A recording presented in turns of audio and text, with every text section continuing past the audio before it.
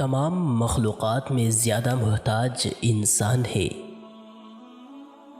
اس دشمن کا قابو میں لانا بہت مشکل ہے جو اطاعت کی راہ سے آئے۔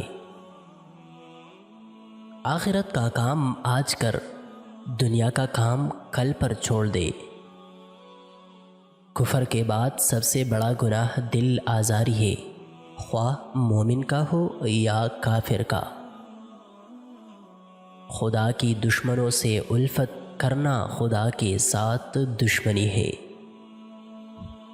جس کے پاس بیوی، گھر، نوکر اور سواری ہو وہ بادشاہ ہے۔ کوئی جاہل ولی نہیں ہوا اور نہ ہوگا۔ عورت کا نامحرم مرد سے ملائم گفتگو کرنا بھی داخلی بدکاری ہے اور اس کا باریک کپڑے پہننا ننگی ہونے کے حکم میں ہے۔ اہل اللہ سے کرامت مت ڈھونڈ، ان کے وجود کو ہی کرامت جانو۔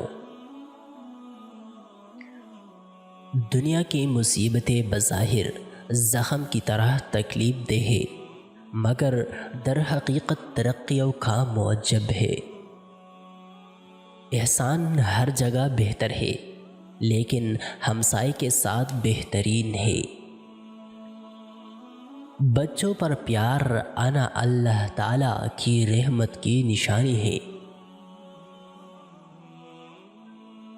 زندگی کی فرصت بہت کم ہے اور ہمیشہ کا عذاب یا راحت اسی پر مرتب ہے۔ علم ایک حقیقت ہے اور جہل عدم علم۔